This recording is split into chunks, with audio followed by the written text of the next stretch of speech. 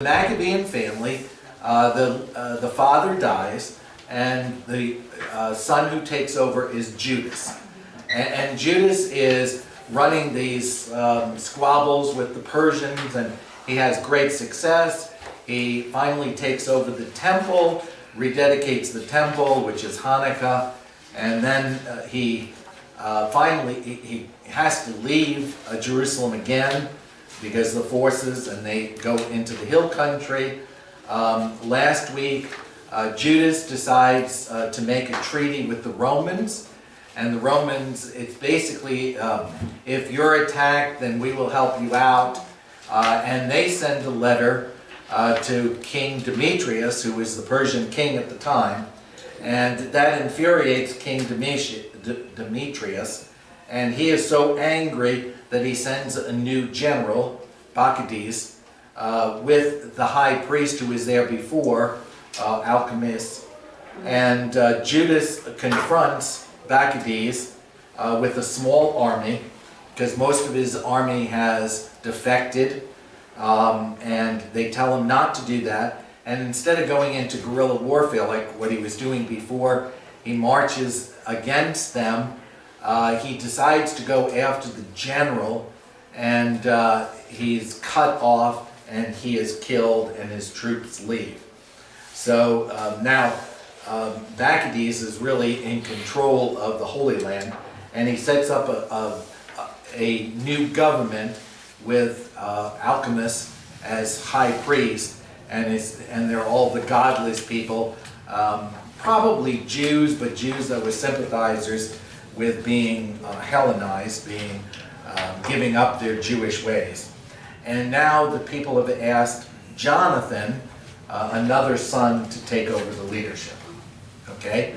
So Jonathan is now leader.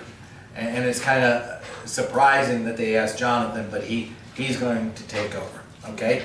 So I'm going to go back just a few verses. We're looking at chapter 9.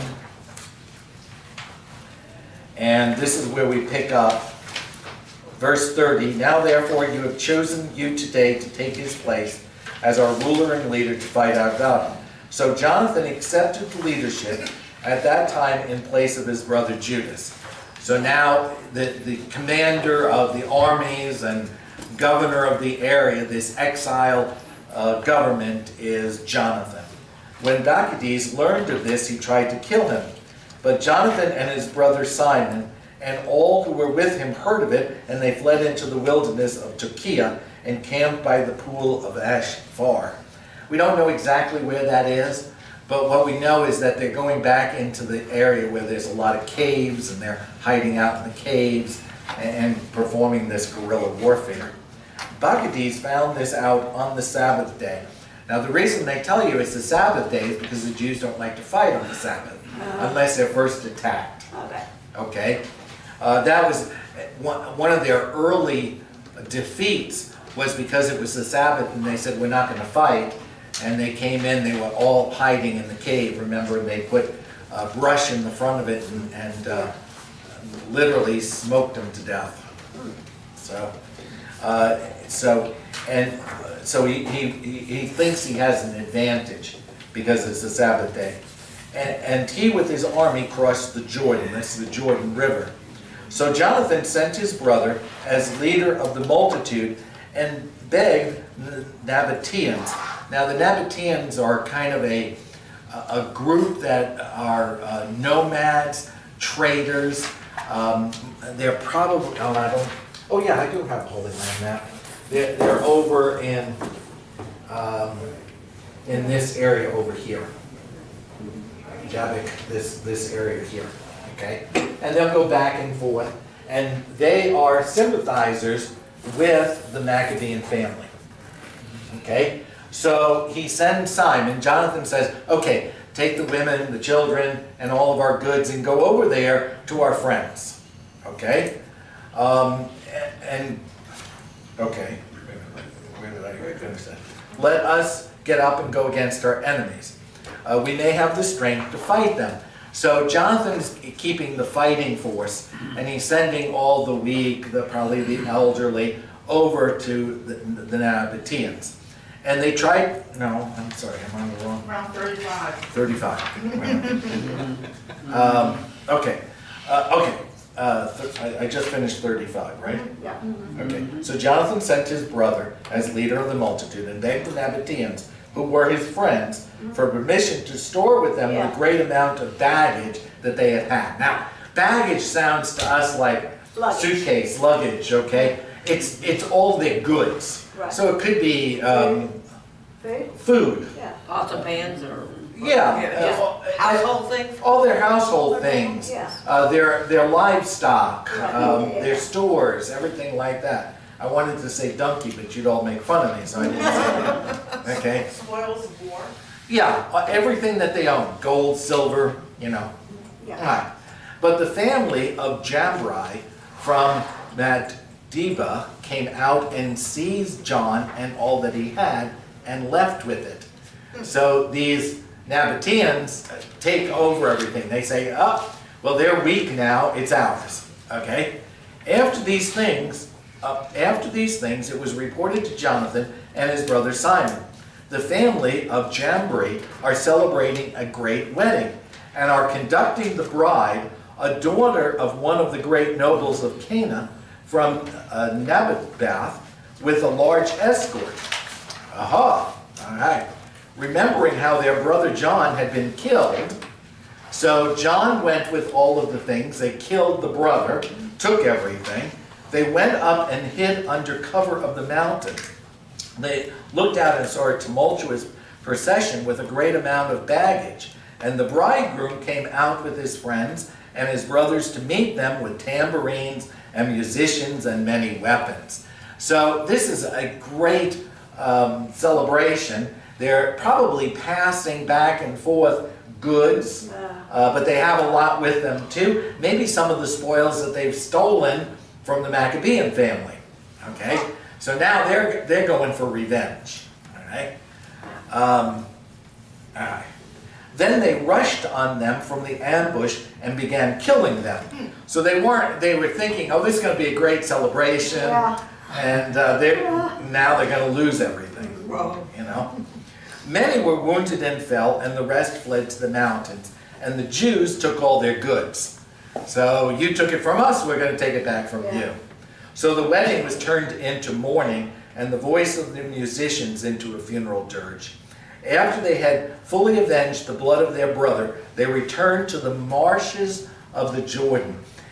Marshes would be, in those days, we're told that down by the river, especially as you get closer to the Dead Sea. So down in this area right here, you see Jericho, okay? In that area, so you're a little bit north, they had a lot of bushes and reed area in the Jordan. It kind of swelled out, and they had all of this area. It was Like a swamp? yeah, a salty swamp, because the Dead Sea is kind of feeding back some of that salt. So it was a very salty marshy area. I thought one time I saw a movie where they were hunting down rebels and they hid in the marshlands, you know, because, what? The Patriot. The Patriot, yes, that was it. Yeah, the Patriot, because they knew their way around, but the other people didn't, you know. The other one that I was thinking of is in Iran. Iran had a whole group of people in salt marshes that lived in these marshy areas, and when Iran was the Persians then, right? yeah, but I want to say it was the Shah of Iran. I think it was him. Oh, help me, guys, if you know historically. Anyway, they went in, and this group was not supportive of the regime. So they just went in and they circled the whole marsh areas and just set it on fire and killed all the people in there. And I remember after the war, they had to go back in and reclaim all that marshland because it had been destroyed, and it was such an ecological disaster. So how'd they reclaim it? I mean, they They fought had- for it again?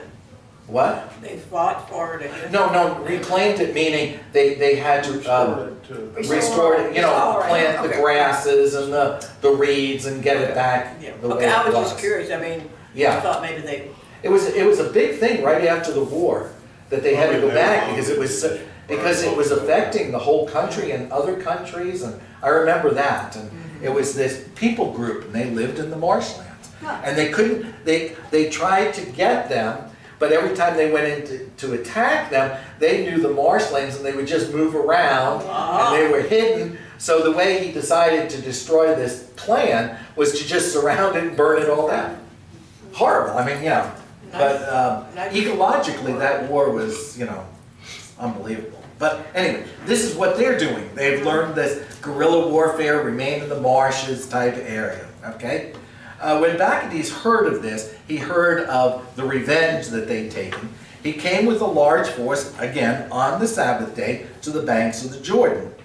Now he kind of knows where they're at, so he's going to go attack them because he's heard about how they have attacked the Nabateans. And Jonathan said to those with him, "Let us get up now and fight for our lives, for today things are not as they were before. For look, the battle is in front of us and behind us. The water of the Jordan is on this side and on that. With marsh and thicket, there is no place to turn." What does it sound like? They're surrounded. yeah. Yeah, they're surrounded. What are we going to do? It almost kind of reminds me of Moses being surrounded by the troops at the marshland, of the Red Sea. And he's kind of using that. We got to fight, okay? We can't do anything else. Now cry out now to heaven. Again, it never mentions God in the Maccabean books, that we may be delivered from the hands of our enemies. So the battle began, and Jonathan stretched out his hand to strike Bacchides. Now, when he says he stretched out his hand, I think we think this way, What it meant was he sent his forces in that direction. Okay. Okay? So if Tom was my enemy, I'd have Barbara go with me this way, stretching out my hand. How about that? You picked a tough one. Yeah, okay. All right. Then, but he, the general, eluded him and went to the rear. So he said, "I'm getting out of here. I'm not going to be in the front." Then Jonathan and the men with him leaped into the Jordan and swam across to the other side. So they're all being kind of pushed. So they said, "Okay, let's go." So they swim to the other side, and we don't know why, the enemy did not cross the Jordan to attack them. They had them, and they failed. Okay, maybe because the Israelites knew how to swim and the Persians did not. They knew where the rocks were. Yeah. Oh, you shouldn't have done that. I got to tell the story now. Yeah, okay. Please don't take offense at this, okay? Just a joke, okay? One day, a Lutheran pastor, and a Roman Catholic priest, and a Jewish rabbi decide to go out fishing. And they're out fishing, and the Lutheran pastor says, "Gee, I'm hungry, but we left the food on the shore." So he bowed his head, he had grace, he stepped over the side of the boat and walked across the water and got his lunch. Came back to the boat. Roman Catholic priest said, "Yeah, I'm hungry too." Bowed his head, said grace, stepped out of the side of the boat, walked ashore, got his food, walked back in, sat in the boat. And the rabbi said, "Well, we're the best prayers of all." So he bows his head and he prays and he prays and he prays. And he steps out of the side of the boat and goes straight to the bottom. And the Roman Catholic priest turns to the Lutheran and says, "Should we tell him where the stones are?" And the Lutheran says, "What stones?" I hadn't heard that. That was worth the time. Gordon had a comment. Gordon? No, I looked it up. Yeah, It was 4,000 deaths called the Battle of the Marshes. okay, Battle of the Marshes. And who was it? Iraq and Iran. Yeah. Okay, They had 40,000 though, Iraq. yeah, Those people have been in it. 1979. Centuries of wars, yep. Hang on, Yeah. 1984. And why did they shoot the rest of us 1984, yeah, for okay, any part of that? yeah. I know it. And who was the leader? Cheating Island. The leader for Hussein was for Iran and Iraq. It doesn't show the leader. Okay, Hussein. Well, Khomeini had taken charge then. Yeah, yeah, A lot of So, Yeah, dads so- over there were evacuated okay, and that would have been 79. yeah, Started in 79. yeah. So this was after he Yeah. had, the Shah had fallen, so I said Uh-huh, Shah. yeah. So it was after his fall, so it was Hussein that did it. Yeah, and it was their own peoples. It was a different clan, a different tribe, but, yeah. Okay, it'd be like the Cajuns, lived in the marshlands and protected pirates and Still do. stuff. Still do, yeah, sure, yeah. And they learned how to live off of that. And that's what they were doing here, exactly the same thing, okay? It was a good position to be in. But now they're kind of surrounded because they found out where they're at, and they swim across the Jordan. We don't know why. Now, verse 49. 49. And about 1,000 of Bacchides' men fell that day. Now that sounds like an over-exaggeration again of Maccabees. They often do that. Then Bacchides returned to Jerusalem and built strong cities in Judea, the fortress in Jericho and Emmaus and Beth-horon and Bethel and Timnath and Parathon and Tephon with high walls and gates and bars, and he placed garrisons in them to harass Israel. So what he does is he fortifies all these cities around Israel. He sends his troops there, and they're kind of going out and harassing the Jews. All right. He also fortified the town of Bethzor and Gaza and the citadel, and in them he put troops and stores of food. And he took the sons of the leading men of the land as hostages and put them under guard in the citadel at Jerusalem. So what he's doing here is he's using the children, okay, as hostages. Now this is the year 159. You just want to put that on the side. Because it says in the year 153rd year, that's Persian time. As far as what we would look at is 159 years before time of Christ. Having the hostages, the children as hostages, but did they threaten to kill them? Yeah, or- okay. if you don't do what I say, I'm going to kill your son, torture your son, Right, yeah. whatever. Yeah, it's to keep the people in line. Yeah, nice guys. Yeah. Mhm. It wasn't, remember, Demetrius, who is now ruling, Yeah. okay, he was in jail in Rome. That's right. Well, it's not really jail, he was a hostage there. And they would do this often. That would keep the people in line. We have your children. Yeah. But then they were also educated there. So they learned the Roman ways. Yeah. And we have a lot of that going on at this time period, okay? King Herod the Great spent a lot of time in Rome. He grew up basically in Rome. Wow. So he learned all the Roman ways. And that's how he could manipulate. Yeah. And that's why it's not surprise when he goes and says, I'll get back the Holy Land for the Roman Empire, that they declare him King of the Jews. And the Roman Senate does that.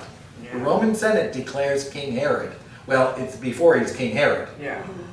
King of the Jews. Okay? Yeah. It's all this interplay here, okay? But the reason we're doing this is so that you can see how it affects the time of Jesus. Okay? We're going to get to that a little bit more. Okay. So now, Alchemist he is in the line of the high priesthood. Okay? But he's placed there by the Persians. So he's a puppet high priest of the Persians, but he is part of the line. Now, Onesius the fourth has fled at this point and gone down into Egypt. He would have been the true high priest. Okay, and this is where we think that he set up the alternate temple down in Egypt.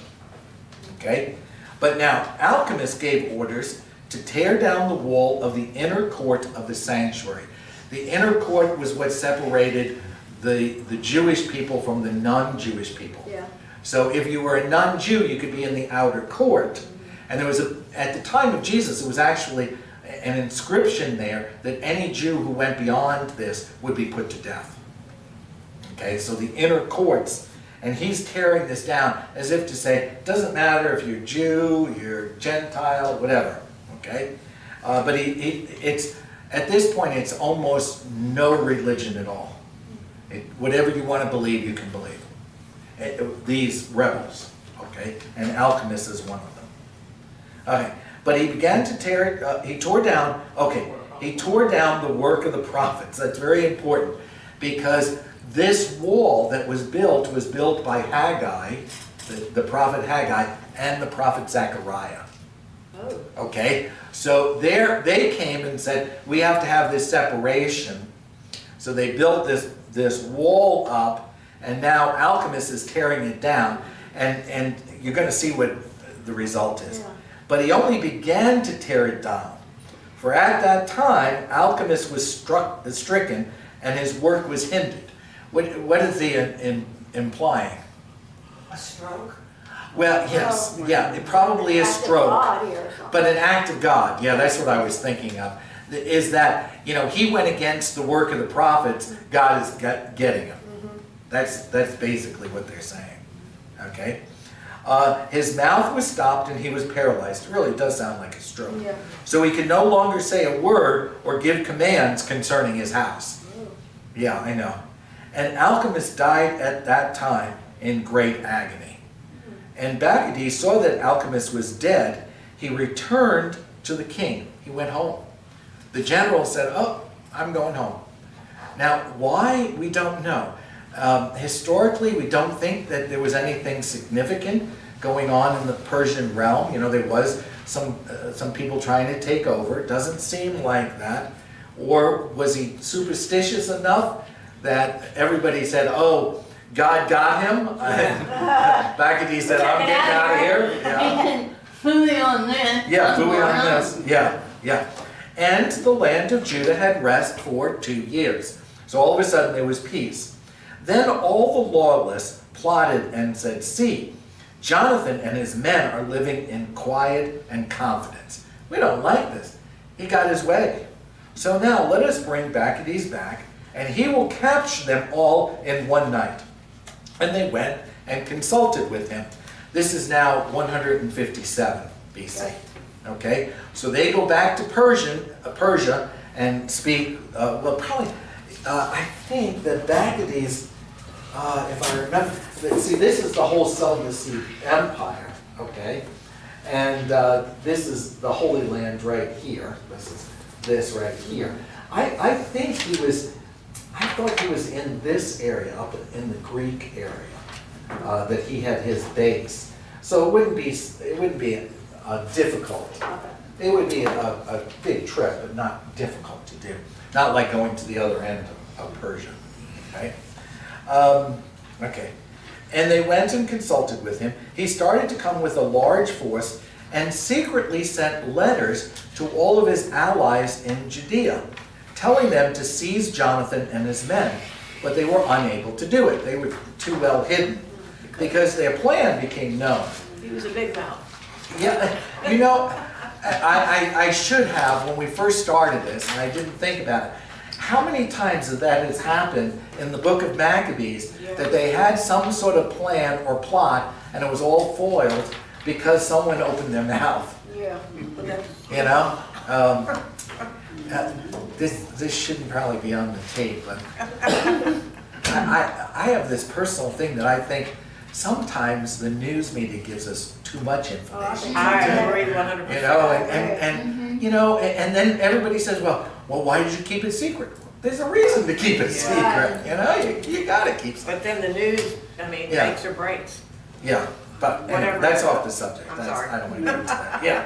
But, you know, we can see historically how that can ruin, you know?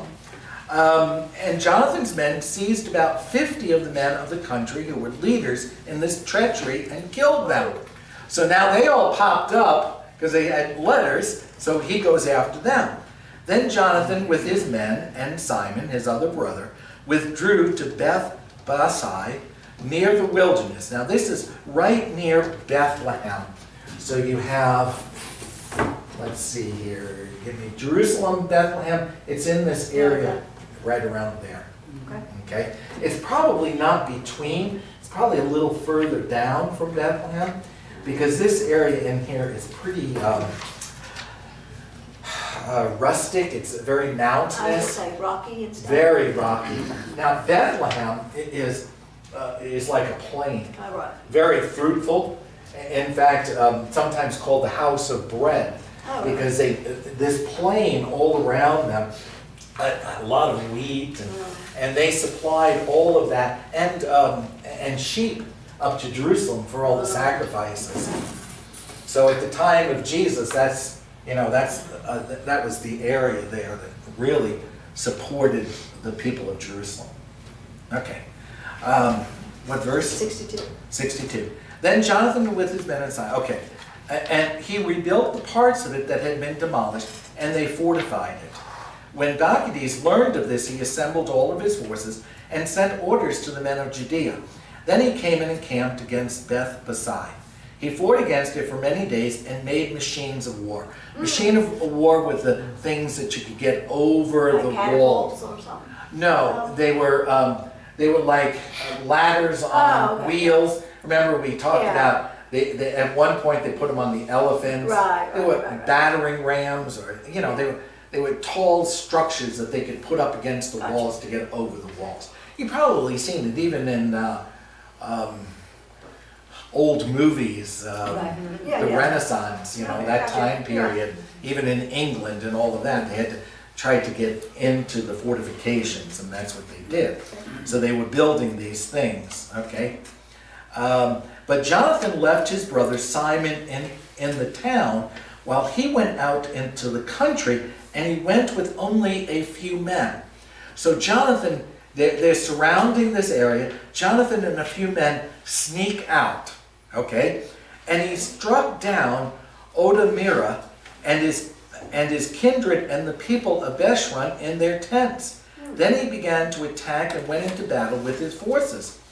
And Simon and his men sallied out from the town and set fire to the machines of war. Okay, so the general is surrounding the town, okay? Jonathan sneaks out of the town. He attacks a couple of these other neighboring towns around and decimates them. So now the general says, oh, Jonathan is out there, let's go get him. They go out to get him. Simon with his men sneak out and burn all the Oh my God. all the fortification that they were building up. Okay. Okay. That's a plan. Yeah. Yeah. It was what would you call it? Diversion. Diversion. That's it. And he didn't tell Yeah. anybody that. Diversionary tactic. Yeah, it kept it quiet. Yeah. Yeah. Secret plot stays. Yeah, they fought with Bauer, and he was crushed by them.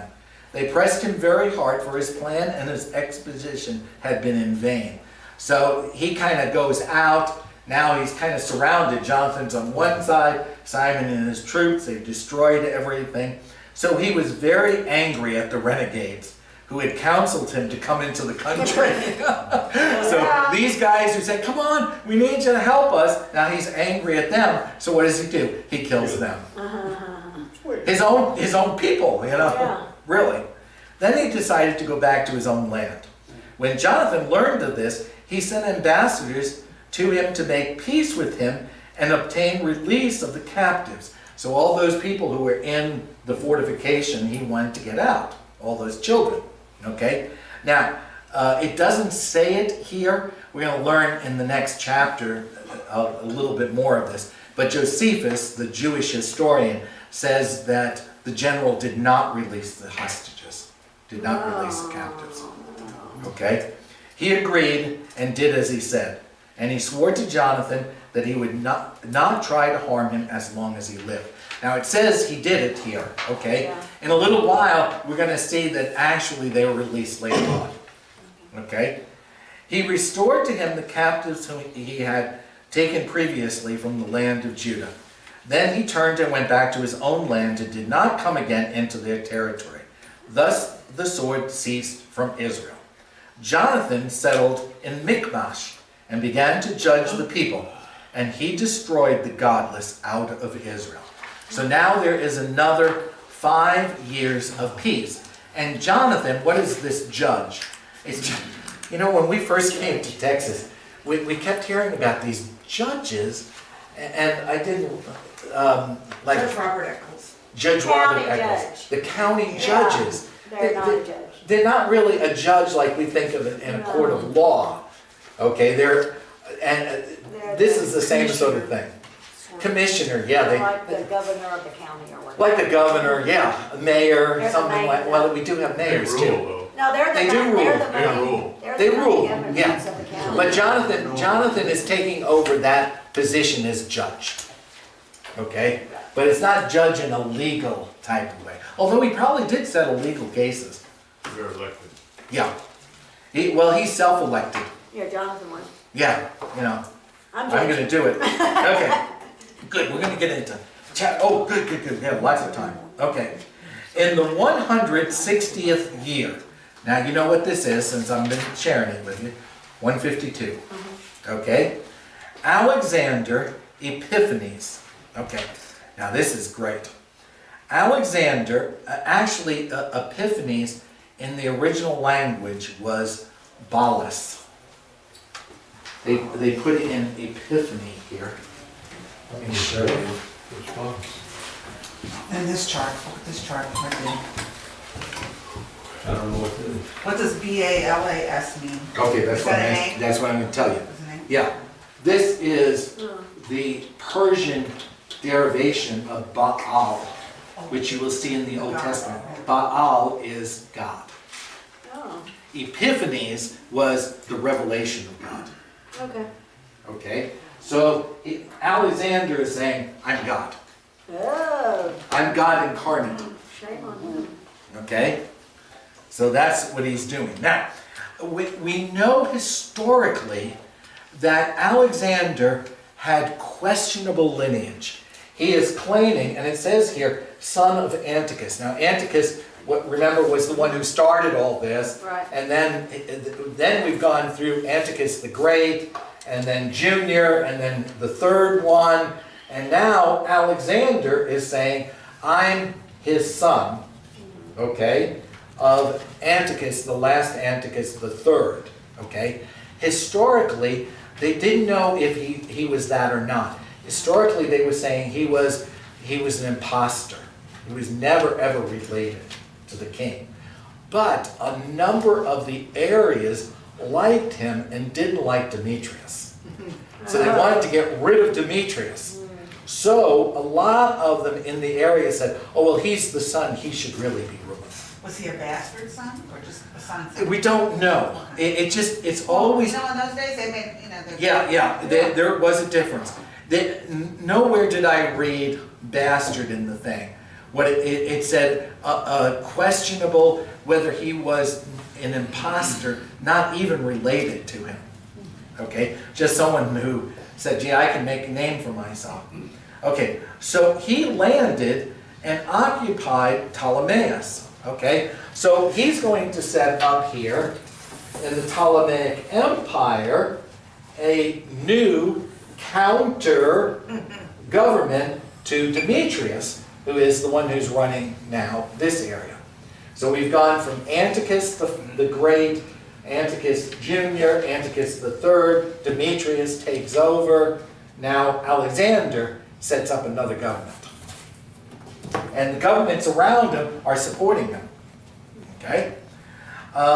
They welcomed him, and there he began to reign. When King Demetrius heard of it, he assembled a very large army and marched out to meet him in battle. Demetrius sent Jonathan a letter in peaceable words to honor him. For he said to himself, let us act first to make peace with him before he makes peace with Alexander against us. So the neighbor to the south is Jonathan and the Israelites. Okay. So let's make peace with them now, even though we've been harassing them for years on end, because we don't want them joining forces with this usurper and we lose the power. Okay? All right. For he will remember all the wrongs we did to him and to his brother and his nation. Okay, Yeah. now we have to be nice. Okay? So Demetrius gave him authority to recruit troops, to equip them with arms, and to become his ally. And he commanded that the hostages in the citadel be released to him. See, here, now they're finally going to release them. Okay? Under King Demetrius' order. How long had they been held? Oh, 6 years. 6 years, yeah. So I was going to they say could- 5, 6 years. So yeah. if they were taken as children. Yeah, they're growing. They were talking Yeah. young men. Yeah, young men, yeah, sure. Yeah. But now he gives them the right to get a standing army together. Then Jonathan came to Jerusalem and read the letter in the hearing of all the people and those in the citadel. They were greatly alarmed when they heard that the king had given him authority to recruit troops. But those in the citadel released the hostages to Jonathan, and he returned them to their parents. So they were young, okay, somewhat young. And Jonathan took up residence in Jerusalem and began to rebuild and restore the city. So now the Jews have gotten back their holy city of Jerusalem. And they're going to start to rebuild this and refortify it. Okay? He directed those who were doing the work to build the walls and encircle Mount Zion with square stones for better fortification. It isn't just stones that are stacked up on one another. If they hew them out and they put them on top of one another, it's harder for them to knock them over. Okay. Okay? So it's a better way of fortification. Right? Then the foreigners who were in the strongholds that Bacchides had built fled. So all of these fortified cities that the general had built and his men were in them, they all decided to get out of town. Okay? Because now the king has said, Jonathan has the right to do what he wants here. Okay? But there's a twist to this whole thing. Okay. Dun, dun, dun. Only in Beth Zor did some remain who had forsaken the law and the commandments. When they say that, forsaken the law and the commandments, what they're saying is these were Jews. Okay? So that the Persians all left, but the Jews who went over to the other side, they did not leave. So it First- sounds like a version of Sons of Anarchy. here. Yes, yes, yeah. Now King Alexander heard of all the promises that Demetrius had sent to Jonathan, and he heard of the battles that Jonathan and his brothers had fought, of the brave deeds that they had done, and the troubles that they had endured. So he said, shall we find another such man? You know, Yeah. okay, come now. We will make him our friend and ally. So Demetrius has offered him, you can have a standing army, you can do what you want. If my troops are leaving, I want you to be my friend. Alexander says, I want you to be my friend and join me. Okay? Even if they don't send troops, just so that they don't harass them, you know, Alexander might want to go into Israel and buy food, you know, and if they're allies with Demetrius, then they would not sell them the food. So just having an ally would be good. And he wrote a letter and sent it to him in the following words. King Alexander to his brother Jonathan. Don't you love that? You're like a brother to me, you know. We have heard about you, that you are a mighty warrior and worthy to be our friend. And so we have appointed you today to be high priest to your nation. Okay, now, Jonathan, because of his father, is in the tribe of Aaron. He's part of the priestly tribe, but he's not in the line for high priest. Okay, now this is very significant because now a foreign government is putting in him as high priest. okay? Yeah. Which is gonna cause problems all the way to the time of Christ, okay? Because they're gonna say this high priest, King Herod, is illegitimate because he comes down from the line of this Jonathan. Okay? So this is gonna go on for a long time, long, long time. And that's why a lot of people did not, well, King Herod was a vicious king anyway. They all were, but it was because they didn't feel that he was a legitimate high priest. Okay? The high priesthood is going to end in 70 AD when they destroy the temple. Okay? Okay. Now, look at this. Okay. You are to be called the king's friend. Remember, we talked about this before, that there was layers, you know. Friend was the first one. There was, I think, 3 or 4 levels up to you're next to the king. Yeah. Okay? So this is kind of level 1. You know, you're really Entry good. level. Entry level friend, yeah. You gotta Yeah. work your way up. You gotta work your way up, yeah, yeah. And how did you work your way up? Well, you won a battle for the king, you gave him money, you know, all sorts of ways, okay? It was all nepotism, you know. And you are to take our side and keep friendship with us.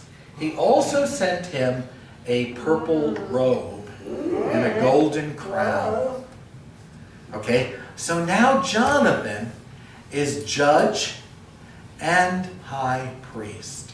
Judge and jury, right? Judge and jury. He's And friend, everything. don't forget friend. And a friend. Well, if he King's accepts, friend. if he accepts the offer, because now he has 2 offers on the table. Oh, yeah, that's true. Now, which one is he going to accept? Mm, Okay, don't read it. okay. So Jonathan put on the sacred vestments. What are these sacred vestments? They were the vestments that were, vestments are the things that a priest would wear. So on Sunday morning when Pastor Braun or I wear the white, that's a vestment. The stoles go over that. But those are all, the whole category is vestments. And they had one specific vestment only for the high priest. So he's offered the high priesthood, he's taking it. Were they all purple? Were they all a specific No, color? no. If you look in, and I can't give you the particulars right now because I just don't remember. In the Old Testament, there was a specific way they were to make it. And it was, to me, if I remember correctly, it was more, the Roman Catholic Church used to wear for communion what they call chasubles. So right before communion, they put on another vestment over the white, okay? And most of the time, the chasubles were kind of like this. And this was open, so the head of the priest was here, and his arms came out here. Oh, yeah, she knows. Okay, that was, like, yeah, but it was half here and half back here, and very flowing, it would come out, you know, to here. You'll see them even today. The church on the. Yeah, kind of like a poncho, yeah. But if I remember correctly, and I can look this up for you the next time, I think that the high priest had a vestment like this. And I have seen Roman Catholic priests wear something like this, and they called it a fiddleback chasuble. Fiddleback? Fiddleback. Is that shaped like a It kind of like a violin, a fiddle. Now that's probably just a nickname, so I don't know. Okay, but it was very ornate and saved for the high priest. So he's saying, by wearing this, he's saying, I am the high priest. He's taking that over. And this is going to anger some of the people. Okay, we're going to see that in a minute. Very, very important. Okay. What verse? 21. 21. So Jonathan put on the sacred vestments in the 7th month of the 160th year. This is October 152. At the festival of booths. Booths was the harvest festival. They called it booths or ingathering because booth, they have like little tent areas. Sukkot. Yes, same thing. Festival of Sukkot, booths. No. The reason I'm sharing this with you is because if you ever, in October, go up into the Bel Air area, you will see outside some of the Bel Air homes, these little booths that they put out. And it's like a 3-sided, Like a canopy on, with lights all around. Yeah. And in those days, it just it was wooden on the outside and then vines or something to protect. It was more like a lean-to you'd see on some of the movies, If you I know? thought, I would probably think it was a bus stop. Yeah, kind of like that, yeah, like an old bus stop made out of wood and twine and, you know, all of that. And they put these up in the fields because they work from sunrise to sunset and they just go and they'd sleep in these, okay? So that's how it got its name, okay? But now he is taking over one of the priestly functions at one of the main festivals of the Jewish people, okay? At the Festival of Booths, and he recruited troops and equipped them with arms in abundance. When Demetrius heard of these things, he was distressed and said, "What is this that we have done? Alexander has gotten ahead of us in forming a friendship with the Jews to strengthen himself." Whoops, I didn't get there fast enough. "I also will write them words of encouragement and promise them honor and gifts, so that I may have their help." So he sent a message to them in the following words.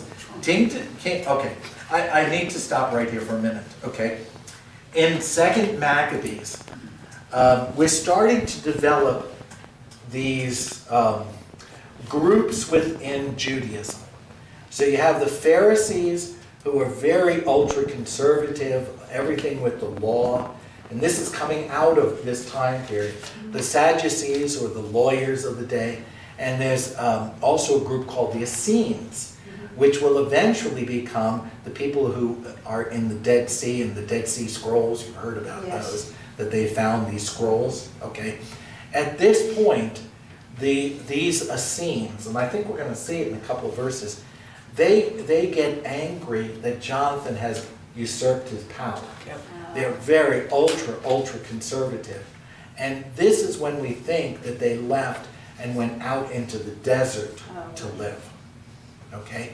Now, some of the significance of the Essenes was, oh no, they never got a phone call. I'm sure it's a scam. Yeah, that's silent. What was I saying? Okay. They went out to the desert. Oh, what we believe part of their job was to copy the scrolls. And that's why they had so many of the scrolls when they were hidden, okay? But the other thing the Essenes did was they believed in a very austere life. They almost starved themselves. Like monks? Like monks, Yeah, almost, that's what I that's was correct. thinking. And some of the groups were celibate. So the way they continued to get their religion, because the Inanna group, who were they?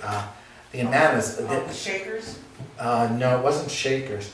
It was a group, and they believed in celibacy, and they died out. There was one of them left or something, yeah. But the way they would continue this is if there was orphan children, they would take them into their midst.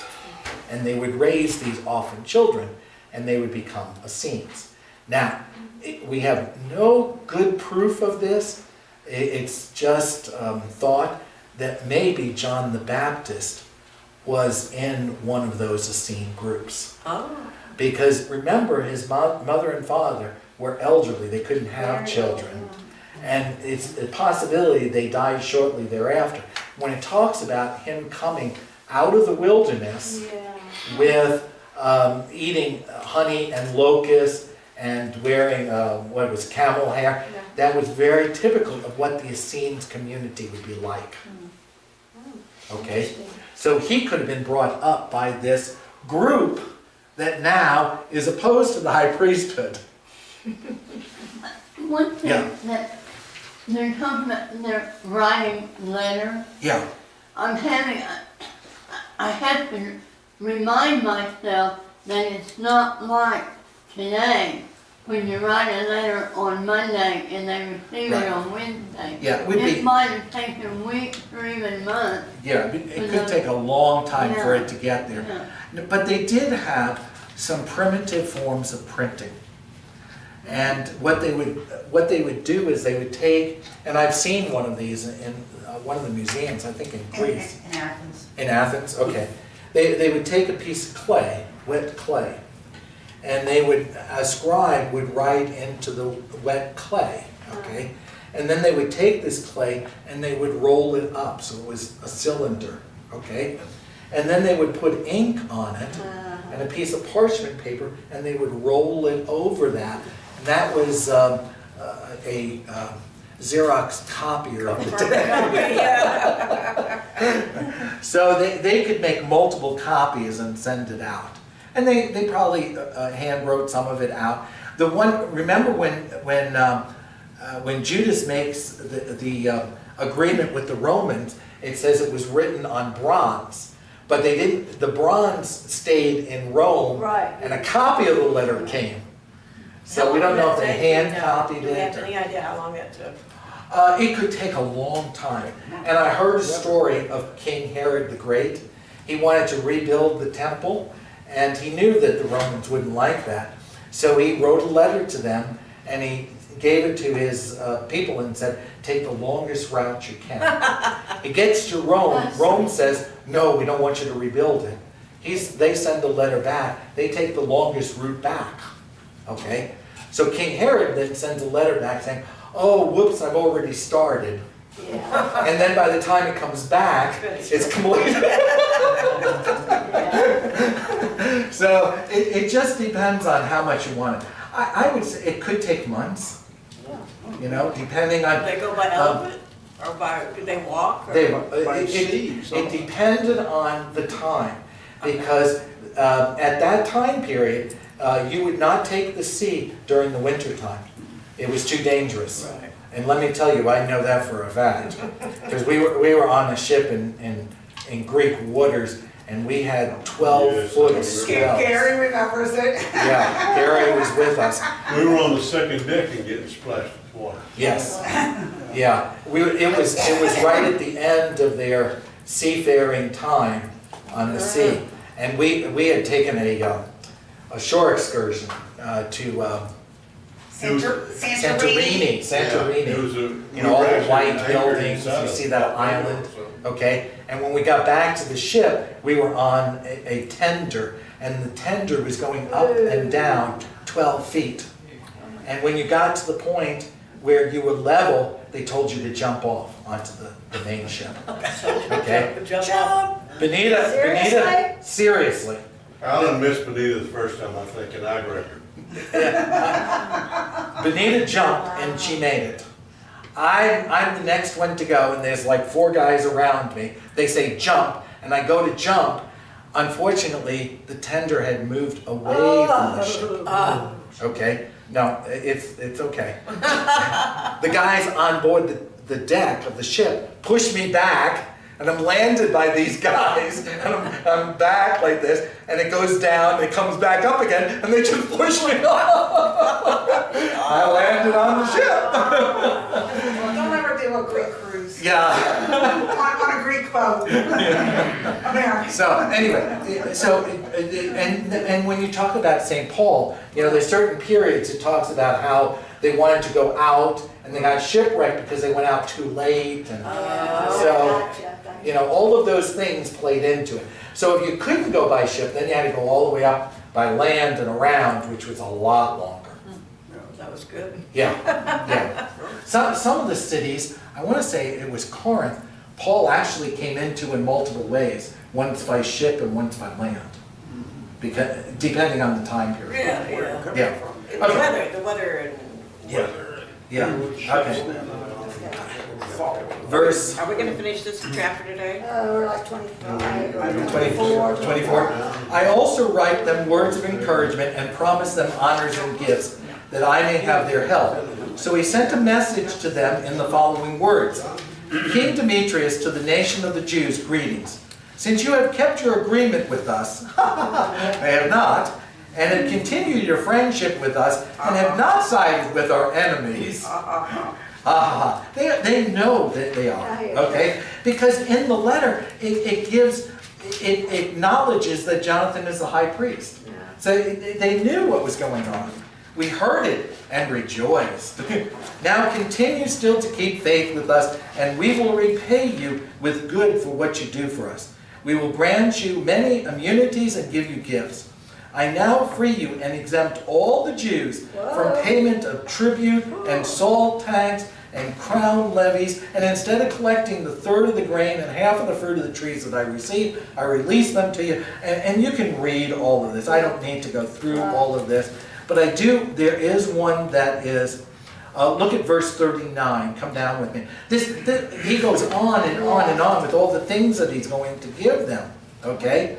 But verse 39, Ptolemaeus, now who's in Ptolemaeus? Alexander with his rebel government. And the land adjourning it, I have given as a gift to the sanctuary in Jerusalem.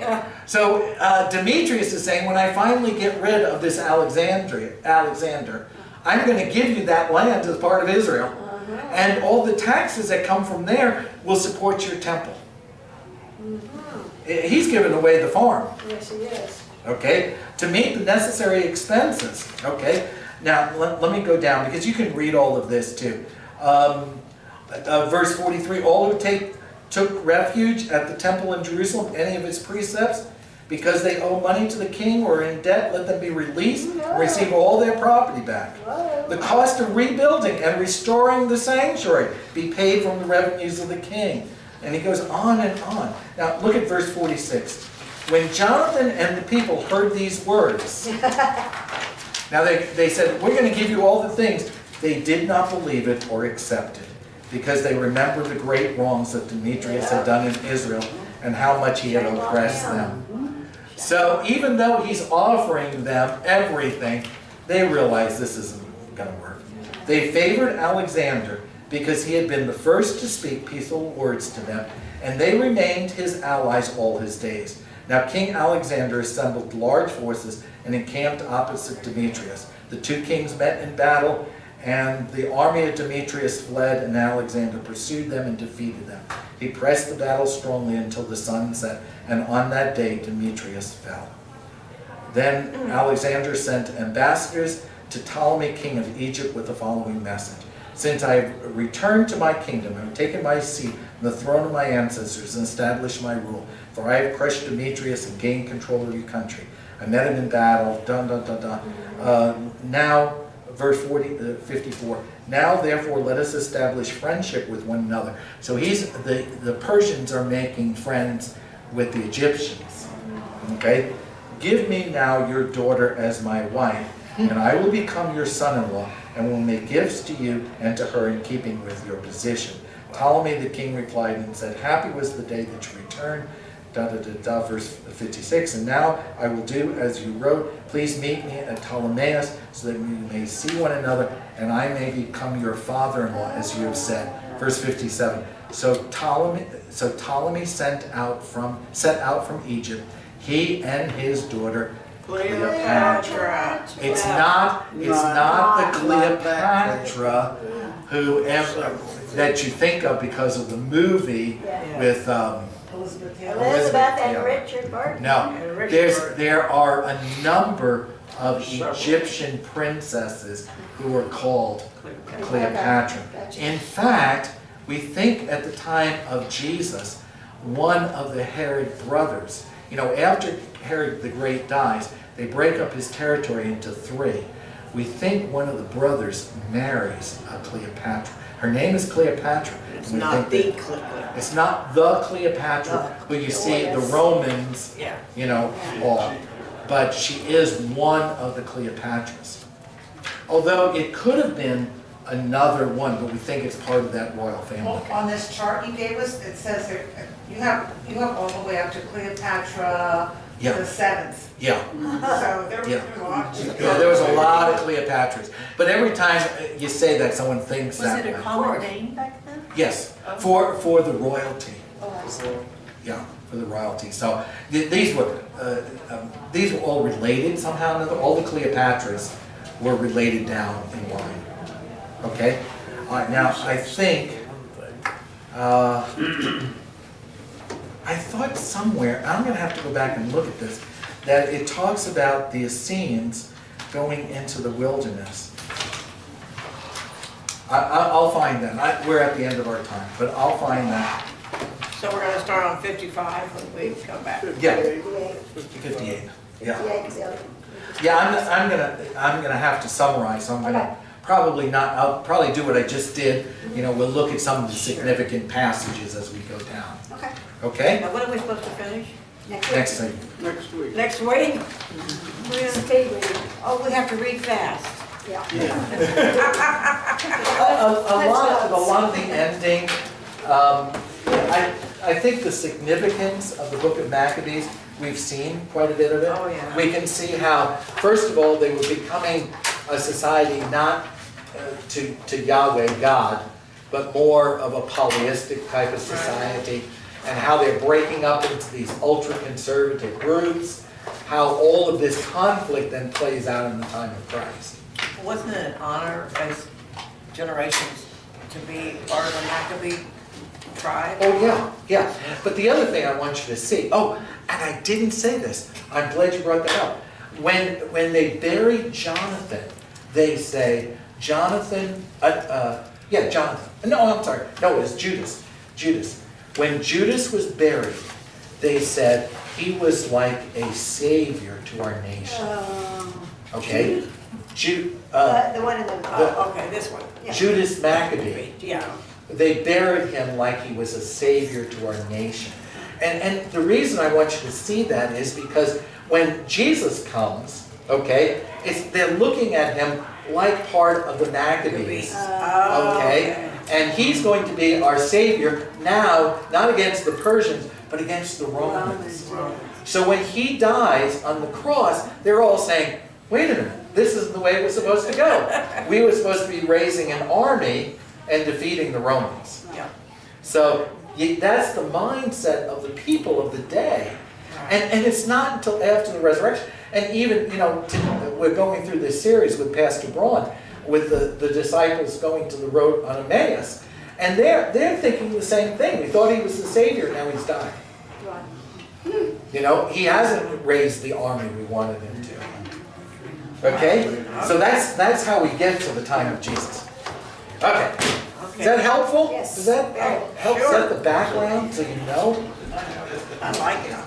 Okay, let's close with a word of prayer. And I'm only 10 minutes over. Heavenly Father, thank you for all that you do for us. Thank you for this glorious day. Thank you for the confirmands who will be confirmed in their faith today. And thank you for your precious word. And even though the book of Maccabees isn't always accurate, isn't even part of our Bible, it does show us what the people were thinking and feeling at the time of Jesus and why he was so important and why there was so much misunderstanding about what type of Savior he was going to be. And yet in the Old Testament, you explained it all, but yet they misunderstood. And Lord, we thank you that even though they misunderstood, you continued to love them and care for them and support them and give us the most precious gift of Jesus, our Savior. We ask all of this in his most precious name. Amen.